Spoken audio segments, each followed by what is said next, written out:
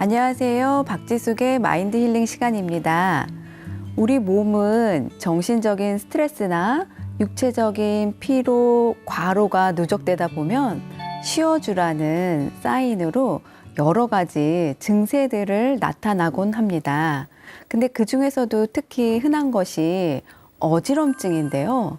어지럼증은 사소하게 넘길 수도 있지만 우리 몸에 심각한 질병의 원인이 되기도 한다고 합니다. 그래서 오늘은 전문의 선생님과 함께 그에 대한 이야기를 함께 나눠볼까 합니다.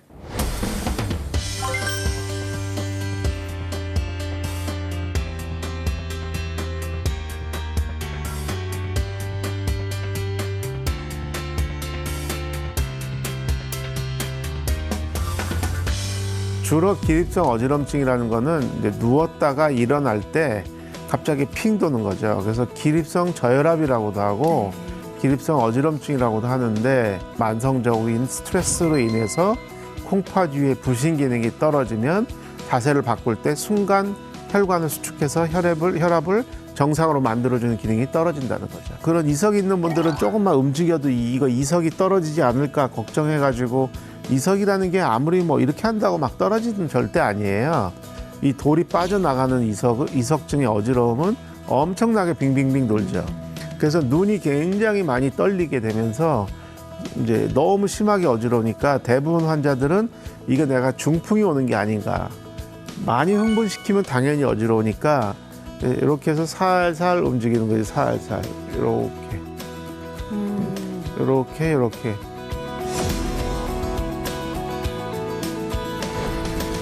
안녕하세요, 원장님. 반갑습니다. 안녕하세요. 반갑습니다. 간단하게 자기소개 좀 부탁드릴게요. 네, 빙빙 한의원을 운영하고 있고요. 한의 기능 영양학회라고 하는 학회를 운영하고 있습니다.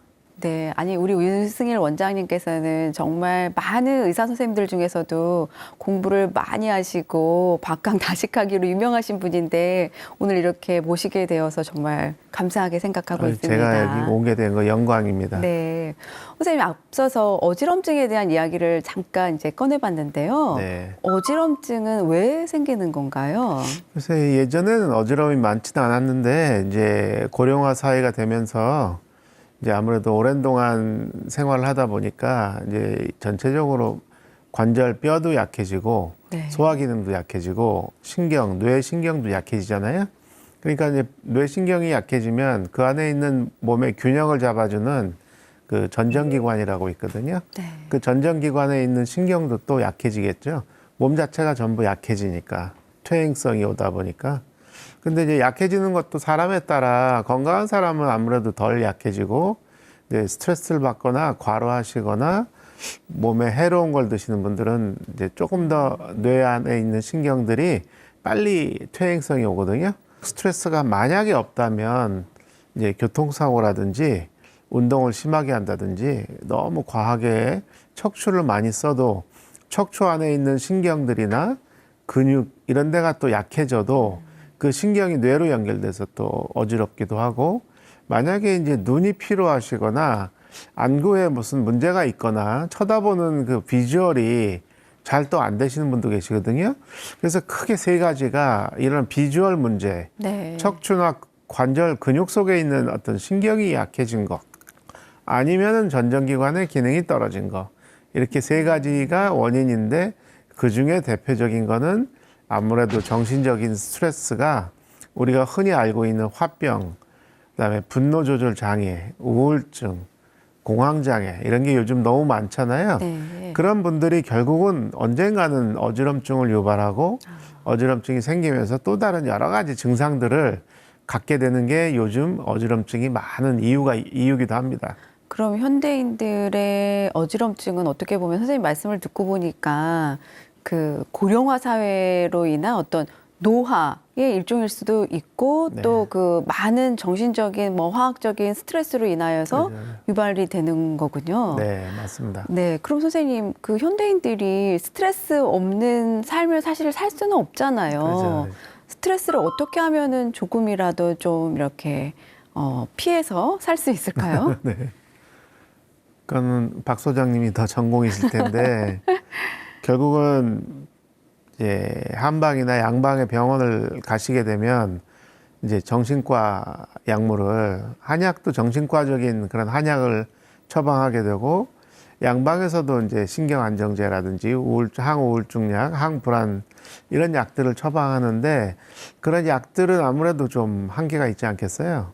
근데 이제 근본적으로 우리가 스트레스가 오는 이유를 이제 이해를 한다면 그 원인을 찾아서 해결하는 자연 치유가 제일 좋긴 한데 이제 스트레스를 받으면 우리가 직장에 다니신 분들은 아드레날린, 오늘 스트레스 받으니까 아드레날린이 막 날린다 막 그러시잖아요. 아드레날린 날린다. 아드레날린 날리니까 오늘은 좀 달달한 게 먹자. 네. 그래서 설탕, 당분, 슈가가 많은 거를 땡기게 되죠. 그렇죠. 그리고 굉장히 또 폭식하게 되고 과식하게 되잖아요. 그게 이제 일상에서 반복이 되는 거죠. 그러니까 이제 스트레스를 받으면 아드레날린이라는 게 뭘 말하냐면 브레인 안에 이제 스트레스가 딱 접수되는 이런 기관이 있어요. 전두엽이라든지 그 안에 있는 시상하부 네. 이런 데가 이제 뇌하수체 이런 데가 정신적 스트레스를 딱 받으면 접수를 한 다음에 얘가 처음에는 별 문제가 아니나 바로 이제 적응을 해서 해결을 하는데 이게 한두 번이 아니라 이게 가랑비에 이게 옷이 젖으면 이게 이제 신경학적인 회로가 있어요.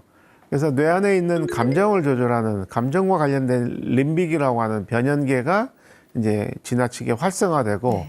얘가 활성화되면 교감신경을 통해서 이제 신경이 척추로 내려오다가 이 콩팥 위에 부신이라는 기관이 있어요.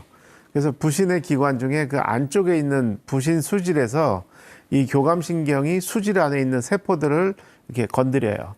그러면 그 안에 있는 여러 가지 물질이 있는데 그 중에 이제 스트레스 호르몬인 에피네프린, 노르에피네프린, 보통 아드레날린이라고 하죠. 이런 애들이 이제 나오게 되거든요. 근데 걔들도 존재가 필요한 거예요. 왜냐하면 우리가 원시 시대 때부터 이제 동물이라든지 또 먹이를 또 사냥하거나 내 생존을 보호하기 위해서는 그런 스트레스 호르몬이 나와서 나를 보호해주고 또 사냥을 해가지고 내가 먹고 살아야 되니까. 그래서 그게 꼭 필요할 때는 존재했으나 현대 사회에서는 그게 이제 가끔 필요한 게 아니라 늘 에브리데이 매일마다 네. 그런 스트레스를 받고 아드레날린이 자꾸 업되다 보니까 그 스트레스 호르몬이 너무 지나치게 이제 낭비가 되는 거죠. 근데 이제 그게 신경을 통해서도 내려오지만 호르몬을 통해서도 내려오거든요. 그래서 이제 스트레스를 받으면 한쪽에서는 교감신경을 통해서 아드레날린이 날리고 또 반대쪽에서는 그 뇌하수체를 통해 가지고 이 부신의 수질이 있지만 또 피질이 있어요.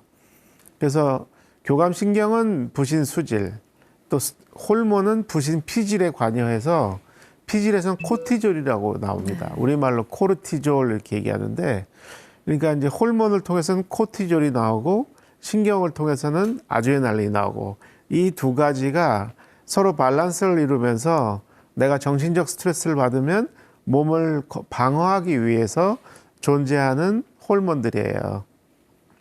근데 건강할 때는 그 코티졸이라는 것이 몸의 염증이나 통증을 억제시켜주고 몸을 보호해주는 거죠. 그러니까 우리가 스테로이드 호르몬 약을 먹거나 스테로이드 주사를 맞으면 통증이나 어떤 염증을 제거해 주잖아요. 일시적으로.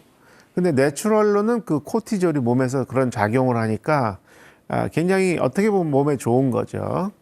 근데 이제 그 코티졸과 아드레날린이 서로 균형을 잡으면 괜찮아요. 왜냐하면 아드레날린, 교감신경이 흥분해서 나오는 아드레날린은 사실은 염증을 또 유발해요. 또 몸 안에 있는 여러 가지 면역세포를 활성화시키면서 오히려 염증성 물질들을 자꾸 자극을 주게 돼 있어요. 안 좋은 부분이죠.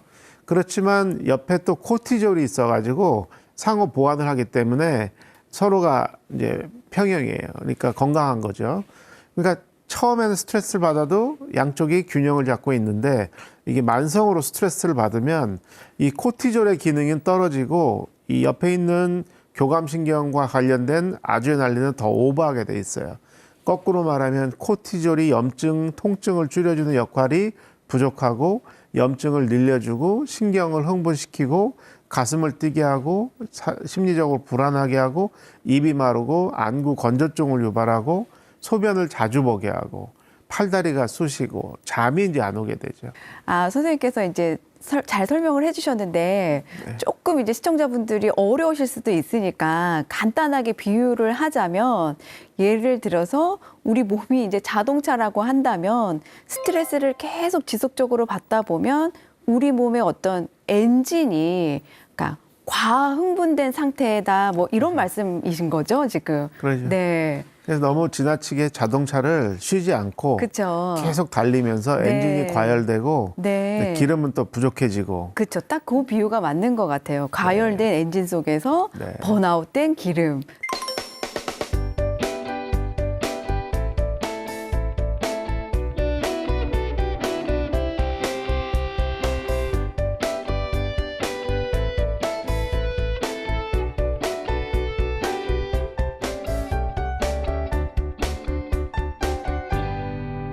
우리가 흔히 생각할 때 스트레스는 사람들이 정신적인 스트레스만 있다라고 이제 흔히들 생각을 하시잖아요. 네. 근데 스트레스 종류에는 사실 여러 가지가 있지 않습니까? 네. 그 스트레스 종류에 대해서 좀 간단하게 설명을 네. 해주시겠어요? 그래서 대부분 심리적인, 정신적인 이제 열받음, 스트레스, 화병 때문에 스트레스를 받는다고 하지만 사실은 육체적인 스트레스가 있거든요.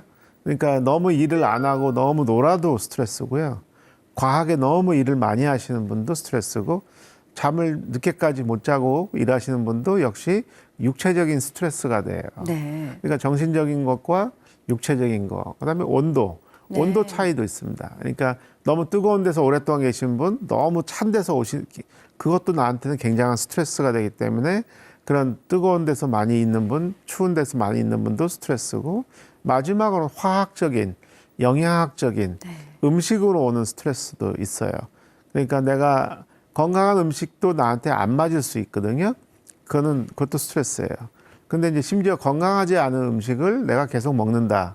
가령 뭐 술, 담배, 커피, 밀가루, 뭐 이런 탄수화물, 또 튀긴 음식, 또 환경 호르몬들, 중금속 이런 것도 나한테는 어떻게 몸에 안 좋은 음식이지만 그렇지만 나한테는 바로 스트레스 인자가 돼가지고 나의 그 스트레스 기전을 흐트러뜨리면서 여러 가지 문제를 일으키게 됩니다. 네. 그러면 이제 선생님께서 말씀해 주신 스트레스의 종류는 정신적인 스트레스가 있고 뭐 육체적인 피로나 과로 등의 이제 육체적 스트레스가 있고 우리가 이제 어떤 음식을 먹고 섭취하느냐에 따른 이제 화학적인 스트레스 그렇죠. 이렇게 크게 세 가지로 말씀을 네, 해주신 것 같습니다. 네. 그럼 선생님 그 어지럼증은 우리가 흔히 생각할 때 이제 앉았다 일어날 때 이렇게 느끼는 그런 기립성 어지럼증이 있잖아요. 네. 근데 이제 질병적인 어지럼증과는 어떤 차이가 있는 건가요? 어지럼증 원인 중에 이제 원인이 굉장히 많습니다. 근데 그 중에 하나 기립성 어지럼증도 해당이 될 수 있는데요.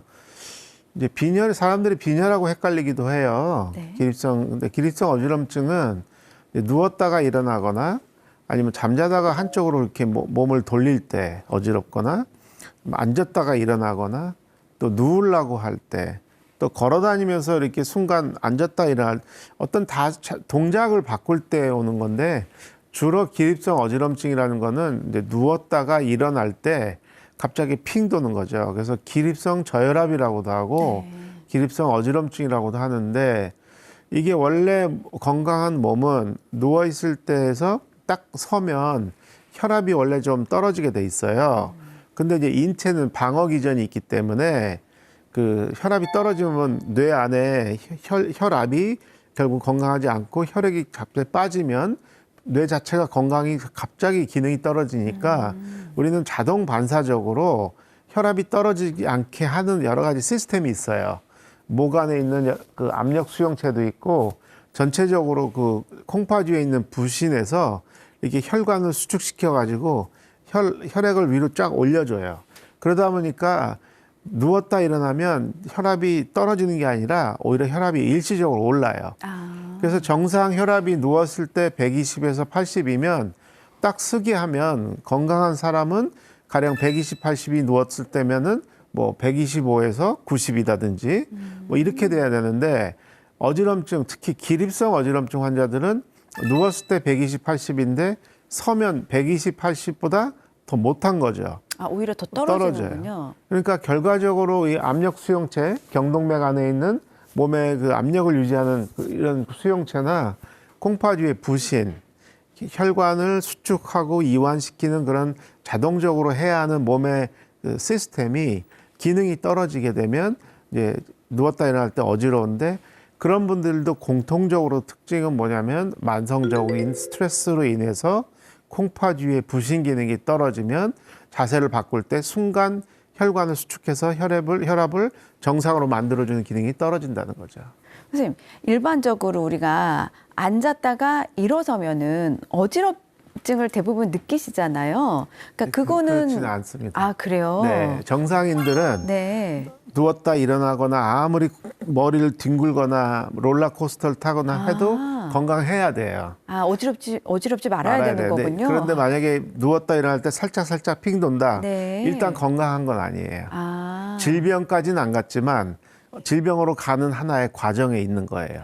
그럼 선생님, 또 어지럼증을 겪고 계시는 분들이 많이 말씀하시는 것 중에 하나가 뭐 귀에서 돌이 빠졌다, 이렇게 이석이라는 얘기들을 많이 하시는데, 또 이석 증세는 뭘까요? 글쎄, 이석이 이제 돌인데 우리가 말하는 이런 돌덩어리는 아니고 네. 칼슘이 몸에 뼈에도 칼슘도 있고 뭐 여기저기 칼슘이 많잖아요. 혈액 속에도 있고.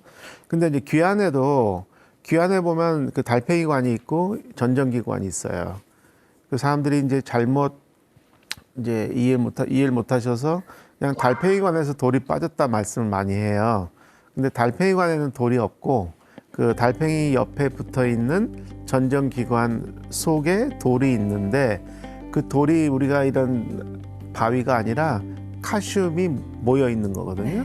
그래서 이제 영어로는 칼슘 크리스탈처럼 생겨가지고 칼슘 크리스탈이라고 하는데 우리말로 이석이라고 하고, 걔들이 하는 이유는 그 아주 미세한 그 칼슘들이 양쪽에서 적정한 무게를 갖고 있겠죠. 그래서 중력을 적절하게 수용하면서 몸에게 균형을 잡으세요라고 하는 그 센서에다가 적절하게 알림을 주는 하나의 그 역할을 하고 있어요. 그러니까 굉장히 필요한 건데, 우리가 뼈 속에 있는 칼슘도 나이가 들면은 이렇게 떨어져 나가서 골다공증이 오기도 하고, 또 석회화가 돼서 어깨나 이런 데도 석회화가 되고, 또 이런 경동맥 안에도 또 석회화가 칼슘이거든요. 그러니까 칼슘은 없어도 안 되지만 너무 많거나 아니면 칼슘이 있어야 할 곳에 있어야 되는데 다른 데 있어 버리면은 문제를 일으키는 거예요. 귀 안에 있는 이석증은 정상적으로 있어야 되는데 나이가 들면서 또 퇴행성이 오면 그 칼슘도 조금씩 빠져나가요. 그리고 골다공증이 있을수록 이석증이 올 확률이 높고, 골다공증이 없어도 정신적으로 오랜 동안 스트레스를 받거나 잠을 잘 못 주무시는 분들도 그 이석이 정상적으로 있어야 할 곳에서 탈락을 하고, 그리고 이제 뭐 그런 이석이 있는 분들은 조금만 움직여도 이거 이석이 떨어지지 않을까 걱정해가지고 조금 더 움직이지 않고 목에다 힘을 주시고 잠잘 때도 굉장히 불안하게 주무시는데, 이석이라는 게 아무리 뭐 이렇게 한다고 막 떨어지는 절대 아니에요. 다만 이제 면역력이 떨어지고 이제 스트레스로 인해서 부신 기능이 약해지고 이제 원래 관절이나 뼈가 약하신 이런 분탈에 오는 거지, 막 흔든다고 이석이 떨어지지는 않으나 아주 심하게 교통사고를 당하거나 너무 심하게 많이 돌리면 물론 가능성은 없지는 않습니다. 그렇지만 물리적으로 엄청나게 뭘 한다고 해서 이석이 오는 건 아니니까, 결과적으로 이석은 내부적인 원인이고 네. 나의 컨디션에 문제가 있어서 오는 거고, 그게 중심을 잡아주는 역할인데 그 중심을 잡아주는 이석들이 조금씩 빠져나간다. 그러면 이제 어지럼을 유발하고, 그냥 어지럼이 아까 말씀하신 기립성 어지럼은 살살살 핑 도는 정도인데, 이 돌이 빠져나가는 이석증의 어지러움은 엄청나게 빙빙빙 돌죠. 그래서 눈이 굉장히 많이 떨리게 되면서 이제 너무 심하게 어지러우니까 대부분 환자들은 이거 내가 중풍이 오는 게 아닌가. 왜냐하면 어지럽고 의식이 좀 떨어지고 토하거든요. 네. 그러면서 식은땀도 나고 가슴이 뛰고 불안해진단 말이에요. 그러니까 일반적으로는 이제 이거 응급실 가서 빨리 MRI 찍고 뇌졸중 중풍인지 확인하고 이거 뭐 어떻게 처치를 받아야 되는 해서 그때 굉장히 놀라시게 돼요. 그러면 이제 선생님께서 말씀해 주신 거를 잠깐만 정리를 하자면 이석증이라는 거는 실제적으로 뭐 귀에서 진짜 돌덩어리가 뭐 빠지거나 이러는 게 아니라 칼슘 덩어리가 우리 양쪽 귀에 우리 몸의 어떤 중심을 잡아주는 역할을 하고 있는데 이것이 스트레스나 노화나 이제 여러 가지 작용들에 의해서 요 칼슘 덩어리가 마치 뼈의 골밀도가 우리가 떨어지듯이 맞습니다. 그 칼슘 덩어리의 그 밀도가 이제 떨어진다 이 말씀을 하시는 거군요. 떨어져서 얘가 어디로 가냐면 네. 갈 곳이 없어요. 갈 곳이 뭐 골다공증이나 이런 거는 소변으로 나갈 수도 있고 네. 소변 검사하면 알 수도 있고 한데 이 귀 안에 있는 데는 딱 막혀 있어가지고 갈 곳이 없어요. 가는 곳이 딱 한 군데예요. 그 세반고리관이라고 있거든요. 이 세반고리관이 전정기관이 이렇게 있고 전정기관에는 세반고리관이 이렇게 앞에 뒤에 바깥쪽에 있어요. 근데 지금 요 안에 이렇게 보여드리는 것처럼 칼슘은 요 속에 있거든요. 근데 제자리에 있어야 돼요. 원위치. 제자리에 있지 않고 얘가 떨어지면 요 세반고리관으로 들어가게 돼요. 돌덩어리가. 근데 세반고리관에 뭐가 있냐? 물이 들어 있어요. 이제 엔돌림프라고 해서 그 몸의 균형을 잡아주는 수분이에요. 이 엔돌림프로 들어가 버리면 내가 돌을 바다에다 던지면은 파도가 치잖아요. 그 파도 치는 게 그 신경이 이제 눈으로 가거든요. 그래서 눈이 엄청나게 떨리게 돼요. 그러면서 이제 어지럼증도 같이 어지러면서 오는 거군요. 이제 토하게 되죠. 네. 그래서 이제 굉장히 응급적인 상황으로 돌변하게 되는데 한번 겪어본 분들은 약간 그 그냥 뭐랄까 전조 증상을 네, 벌써 이미 알고 네. 조금만 이렇게 움직여도 이게 또 오네 해가지고 트라우마가 생겨가지고 결국은 심리적으로 불안하고 우울하면서 공황장애까지 오기도 해요.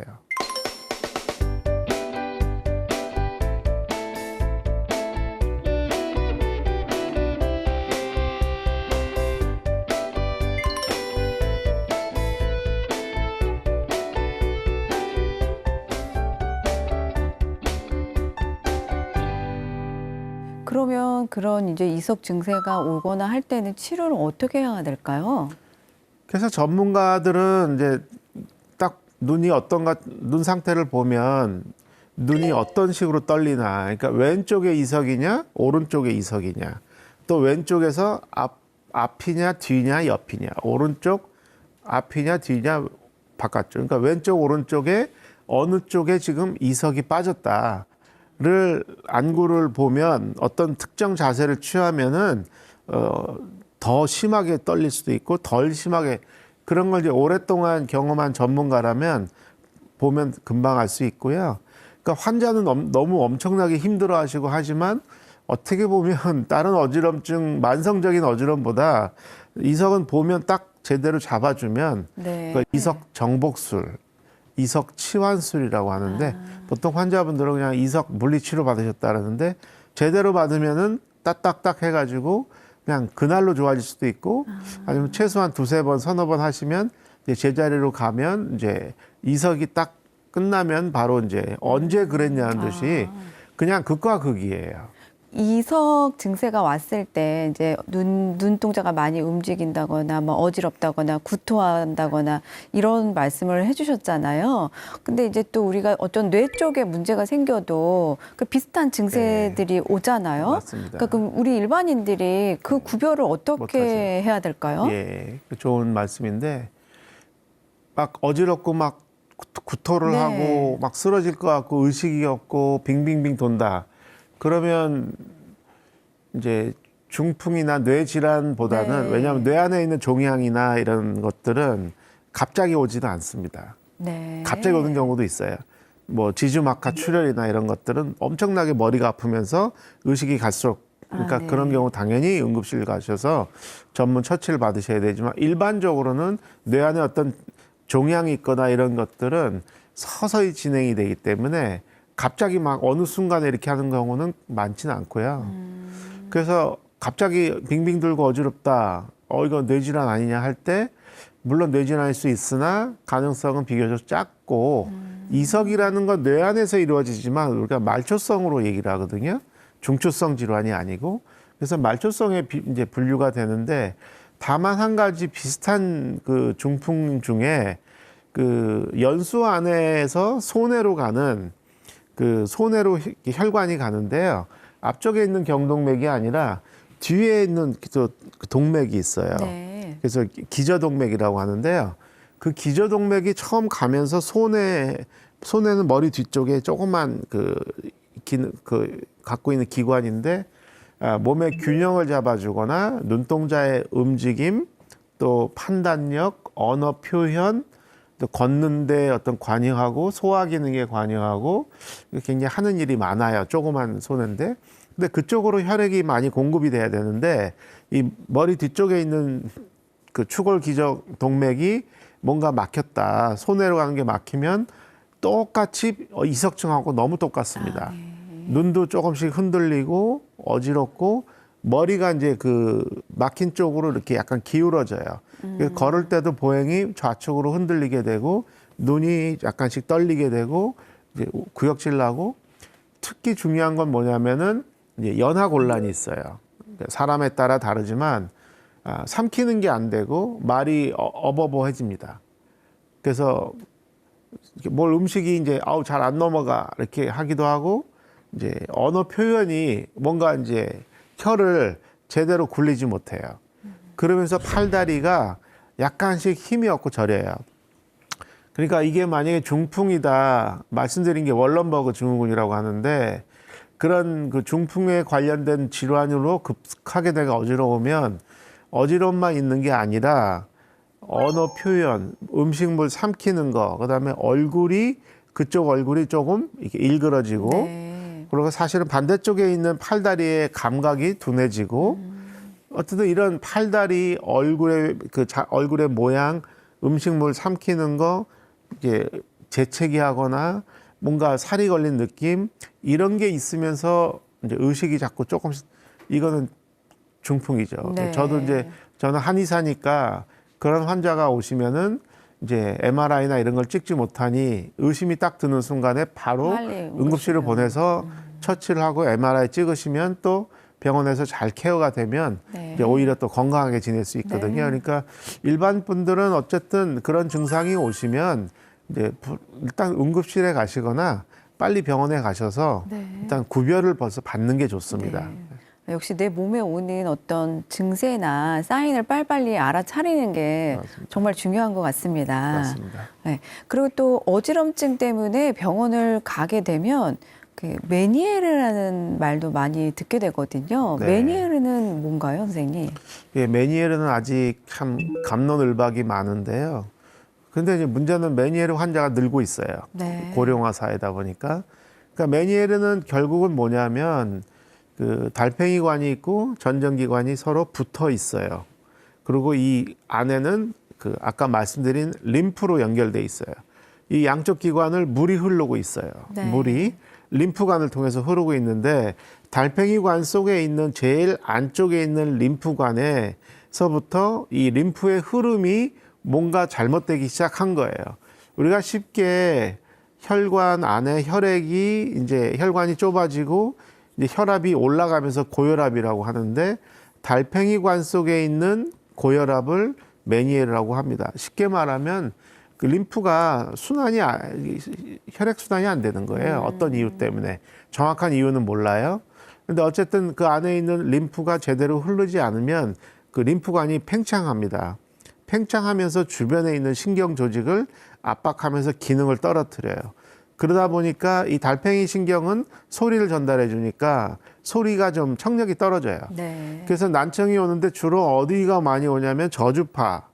그러니까 웅웅웅웅 거리는 그 저음에서 소리를 잘 캐치를 못해요. 메니에르 환자는. 그리고 저음에서 청력이 떨어지면 특징이 뭐냐면은 이게 와우 와우 와우 사람 남자들 얘기하는 그런 뭉뚱그린 말들을 잘 캐치를 못해요. 오히려 고주파 여성들이 이렇게 소프라노 소리는 잘 들어요. 그런데 이제 남자들이 그 말이 좀 명확하지 않잖아요. 남자들 톤들이 좀 톤이 낮고 이렇게 모음이 많다 보니까 그거를 잘 캐치를 못하시고 그러면서 귀가 먹먹해요. 귀가 먹먹하고 청력이 떨어지고 당연히 그러면서 이제 압박을 받으면서 전정기관까지 영향을 미쳐요. 그러니까 이제 어지럽기 시작하고 중요한 건 뭐냐면 발작을 해요. 그래서 메니에르 발작이란 말이 있어요. 마치 그 화산처럼 휴화산이 있고 활화산이 있고 하잖아요. 갑자기 어느 순간에 활화산이 돼요. 그러면 이 증상은 이석증하고 똑같습니다. 그래서 어지럽고 구역질하고 귀에서 소리 이명이 나고 귀가 먹먹하면서 식은땀 나고 이분들도 또 그 이머전시 응급실에 가게 돼요. 그러니까 그런 분들은 자주 옵니다. 자주 오면 굉장히 삶이 괴로워서 메니에르 환자는 참 힘드신 분들이에요. 근데 불행하게도 아직까지는 메니에르를 100% 컨펌하는 그런 검사 장비는 없어요. 그래서 이제 메니에르 증후군이라고 해요. 네. 딱 메니에르 질환이다라고 말하기 어려우니 메니에르 유사 증후군, 메니에르 질환 가능성이 높다. 이렇게 설명하지 이건 메니에르예요. 이거는 확실하게 메니에르니까 어떻게 해야 돼요. 네. 라는 건 없어요. 그러니까 듣고 보니까 어지럼증, 이석, 메니에르 다 어떻게 보면 연관이 있고, 네, 뭐 어떤 긴밀한 그 원인에 그 있는 것 같는데요. 맞아요.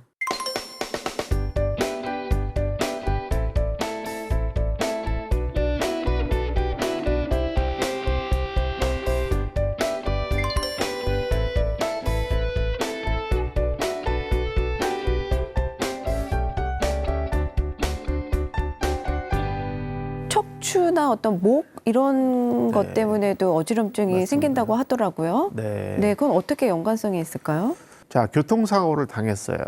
그래서 운전하다가 차 뒤에서 뭐 20km, 30km로 뒤에서 나를 쳤는데 차 뭐 별로 다친 것도 없고 뭐 괜찮아요. 뭐 신경 쓰지 마세요. 괜찮아요. 뭐 별로 다친 것도 없어요. 그래서 별 문제가 없었어요. 며칠 동안.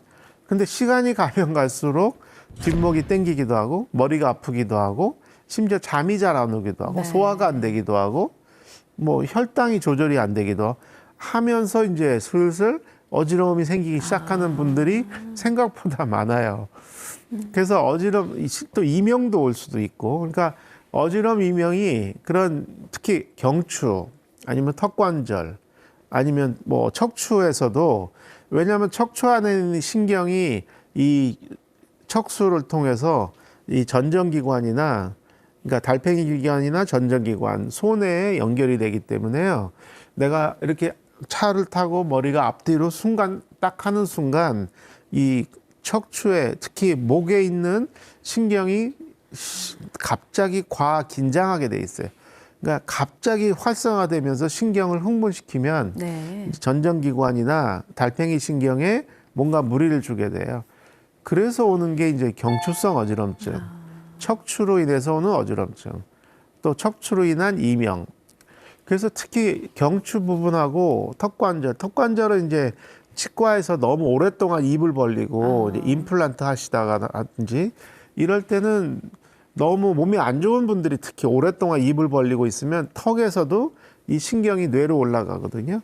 그러니까 그때도 이명이 올 수도 있고 어지러울 수도 있어요. 그러다가도 어지럼증이 생기는군요. 특히 그런 분들은 일반적으로 자세가 네. 이제 좀 꾸부정하시고 이렇게 일자목이시고 허리도 일자 허리 그리고 뭔가 관절이 안 좋고 운동을 별로 안 하고 늘 꾸부정하게 이렇게 컴퓨터를 많이 하시고 늘 일을 많이 하는 분들이 척추를 쓰지 않았는데 갑자기 살짝이라도 척추를 건드리면 이 안에 있던 약했던 신경들이 갑자기 오버하면서 전정신경계를 흥분시키면서 눈을 피로하게 하고 떨리게 하면서 어지러움을 유발한다. 그래서 그걸 경추성 어지러움이라고 합니다. 그러면 우리가 이제 생각해 볼 때 어지럼증을 치료할 때는 어떤 뭐 귀 안에 이런 뇌 쪽에 기능적인 것뿐만이 아니라 구조적 물리적인 그렇죠. 치료도 함께 네. 병행을 해야 된다라는 말씀인 것 같아요. 맞습니다. 그럼 선생님 가장 많이 이제 시청자분들이 궁금해하실 내용일 것 같은데 어지러움 증세가 있으신 분들이 집에서 이렇게 뭐 간단하게 홈케어로 하실 수 있는 운동법이나 이런 것들이 혹시 있을까요? 사실 심한 어지러움일 때는 전문가한테 가셔서 네, 병원을 가셔야죠. 정확하게 검사하고 이제 치료받는 게 정상이나 네. 이제 그게 잘 안 되거나 아니면 스스로 가볍다고 생각하실 때는 일단 경추를 이렇게 가볍게 풀어주셔야 되는데 네.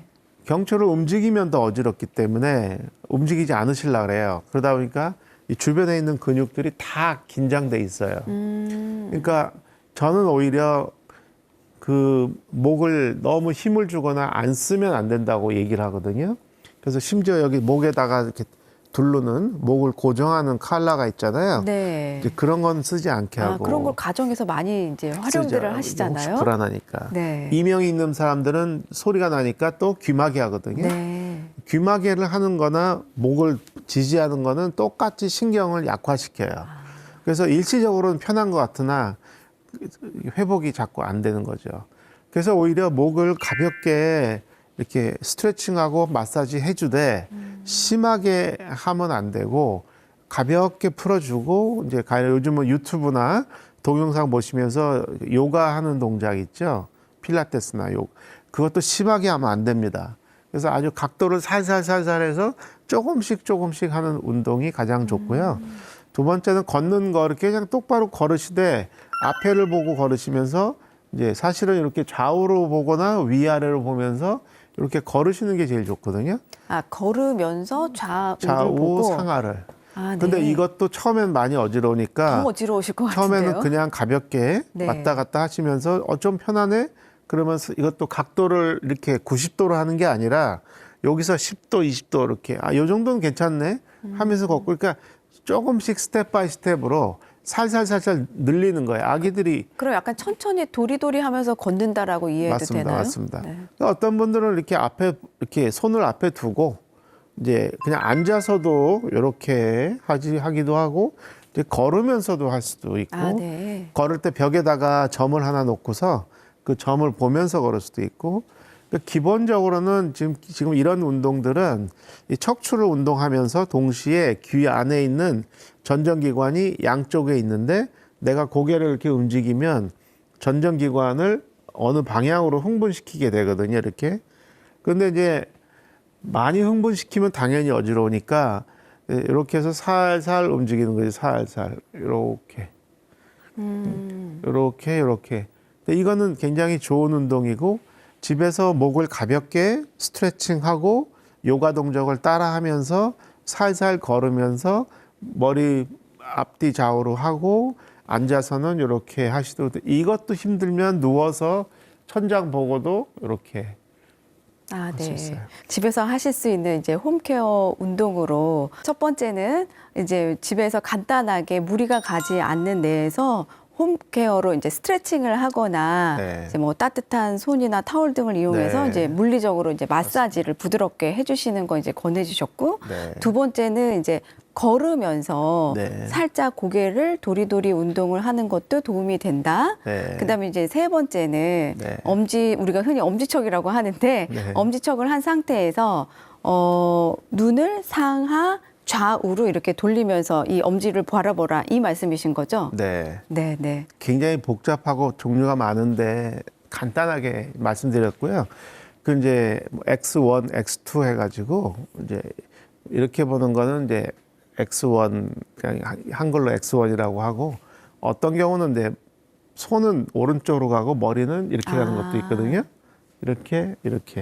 그러니까 손과 머리를 서로 반대로 해가지고 조금 더 자극을 네. 처음에는 머리만 움직이고 두 번째는 손도 움직이고 그래서 이걸 이제 쉽게 X1, X2라고 하는데 이것도 어려운 사람이 있어요. 이제 아주 가벼운 분들은 이게 도움이 되지만 이거 하니까 더 어지럽고 네, 난리가 나거든요. 그렇겠네요.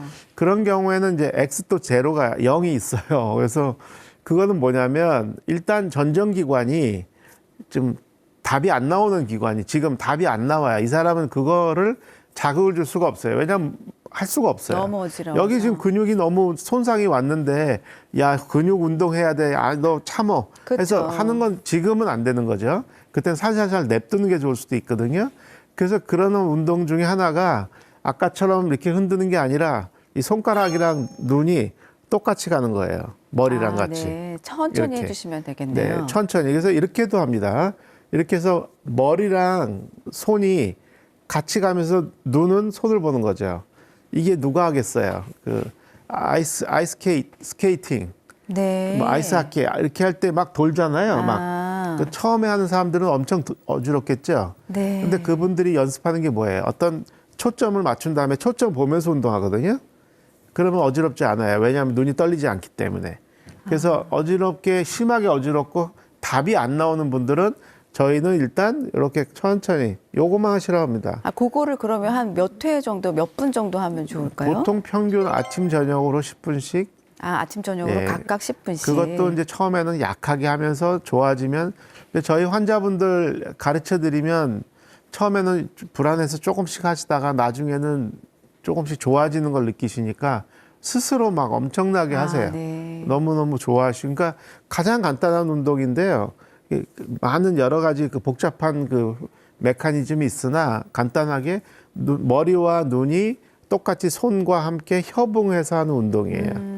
아니, 저희 마인드 힐링 시간에 그 뇌 전문가가 나와서 우리 집중력이나 어떤 창의력 이런 거 증진시키는 훈련할 때도 요 비슷한 운동을 했었던 것 있어요. 같아요. 그게 이제 이렇게 돌리는 운동은 다 기본으로 귀 안에 전정기관이 네. 전정기관을 일단 자극을 줘서 전정기관과 소뇌가 자극받으면 얘가 또 반대쪽 시상과 반대쪽 큰 뇌, 또 앞쪽 전두엽.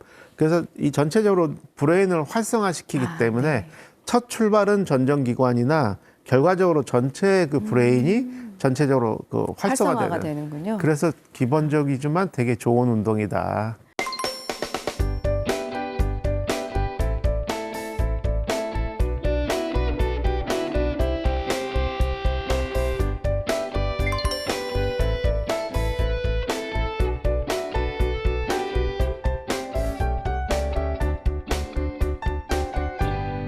그럼 선생님, 그 집에서 간단히 할 수 있는 홈케어 운동 가르쳐 주셨는데, 그러면 어지럼증을 겪고 계시는 분들이 좀 취해야 할 식단을 권장해 주신다면 어떤 게 있을까요? 네, 그래서 저는 저희 어지러움 환자분들한테 이제 굉장히 그 식이요법을 중시 여겨요. 그래서 요즘 뭐 많잖아요. 뭐 간헐적 다이어트, 네. 케톤 다이어트, 뭐 고지방 저탄수화물, 저탄고지라고 또 하고 굉장히 많은데, 일단 식이요법은 과식을 하지 않는 게 좋고요. 그러니까 소식이 제일 좋은데, 어지러운 분들은 굉장히 혈당이 들쑥날쑥해요. 그래서 저혈당이 많습니다. 저혈당이 많으면 더 어지럽거든요. 그 시간이 오후 3시, 4시, 아니면 새벽 3시, 4시예요. 그러니까 일단은 소식하되 하루에 3끼가 아니라 5끼 정도 드시라고 하고. 소식으로 자주 섭취하시라. 네. 그리고 저탄고지, 탄수화물을 줄이고 지방이나 단백질을 좀 더 늘려라. 네. 그래서 그 케톤 식이요법처럼 지방을 조금 더 많이 드시되, 가능하면 지방도 좋은 지방, 네. 불포화 지방이 많은 생선 쪽으로, 그런 쪽으로 많이 드시고, 물론 육고기도 드시되 비율은 생선이나 이런 해조류, 네. 이런 쪽도 이런 걸 좀 더 많이 드시게 하고, 제일 중요한 거는 이제 카페인하고 이제 밀가루, 술, 담배겠죠. 그래서 탄수화물이 이제 몸에 들어오면 당분이 되고, 밀가루도 당분이 되고, 당분이 몸에 쌓이게 되면은 염증을 유발하고, 그게 이제 지방으로 가고, 그래서 살이 찌게 되고, 브레인으로 올라가서는 신경에 염증을 유발하고 뇌 기능을 억제시키거든요. 그리고 이제 오래되면 그 인슐린 저항증이 생겨서 당뇨병하고 상관없이 인슐린 저항증이 오는 순간에 우리 몸은 여기저기 염증이 생겨요. 가뜩이나 지금 전정신경 염이 있는 어지러움 환자가 또 염증이 다른 데, 장에 있거나 다른 데 있으면 더 악화가 되기 때문에, 일단은 탄수화물을 최소화 줄이되 밥은 어쩔 수 없이 드셔야 되고요. 두 번째는 우리나라 사람들이 곡식을 좋아하잖아요. 콩도 드시고 보리도 드시고 귀리, 기장 많이 드시는데, 곡식 속에 좋은 성분이 있어요. 비타민 B도 있고 파이버도 있고. 하지만 안 좋은 성분은 역시 글루텐이라고 하는, 네. 우리 몸에는 굉장히 이질적인 그런 단백질이고, 몸 자체가 그런 이질적인 단백질을 소화 분해를 못하는 경우가 많고, 누구나 그런 건 아니나 특히 어지러운 분들한테는 그 과민하게 리액션이 올 수 있기 때문에, 글루텐이 들어있는 그 보리라든지 이런 그 곡식은 제가 그래서 네. 선식이나 이런 거는 좀 주의를 하셔라. 건강할 때 드시고 당분간은 끊자. 콩도 좋은 점이 많으나 콩의 단점도 그 안에 있는 피틴산이라고 있어서 장 속에서 이제 장에서 기능을 떨어뜨리고 미네랄 흡수를 억제하고 또 여러 가지 알러지 유발한다. 그래서 그런 쪽으로 음식을 제가 코칭하고 네. 있습니다.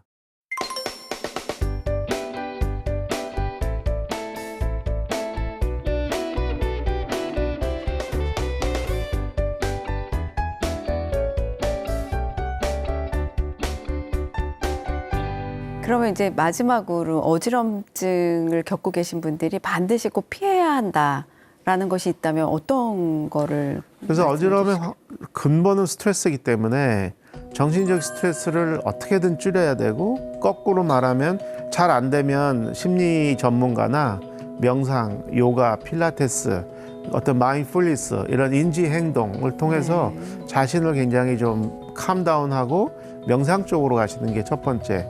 두 번째는 굉장히 잘 자야 되거든요.